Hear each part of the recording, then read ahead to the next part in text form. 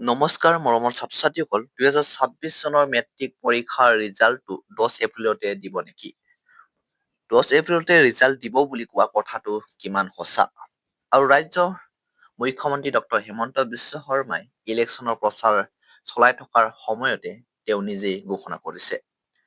গতিকে বহুতে এই বিষয়ে জানিব বিচাৰিছে যে সঁচাকৈ 10 এপ্ৰিলতে ৰিজাল্ট দিব নেকি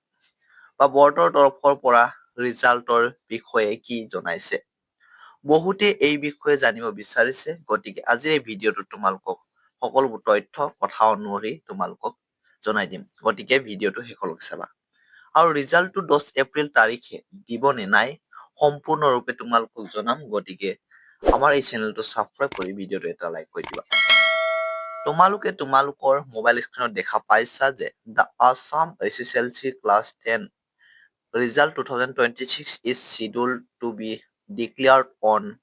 April 10, 2026. The Board of Secondary Education Assam Seva will be released the result for the exams held from February 10 to February 27, 2026 within the announcement expected to be made in the morning around 10 a.m. or 11 a.m. So তোমালোকে যদি গুগলত search কৰা তেনে তোমালোকে তেনেদৰেই interface দেখিবলৈ পাবা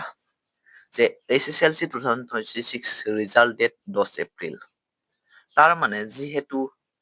ৰাজ্যৰ মুখ্যমন্ত্ৰী ডক্টৰ হিমন্ত বিশ্ব শৰ্মাই ঘোষণা কৰিছে যে মেট্ৰিক পৰীক্ষাৰ ৰিজাল্ট 10 এপ্ৰিলতে ঘোষণা কৰিব গতিকে এইটোৱে তোমালোকৰ ফিক্স ডেট বুলি ধৰি লোৱা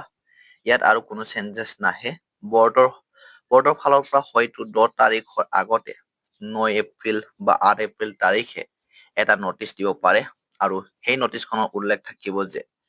মেট্ৰিক পৰীক্ষাৰ ৰিজাল্ট 10 এপ্ৰিল তাৰিখে ঘোষণা কৰা হ'ব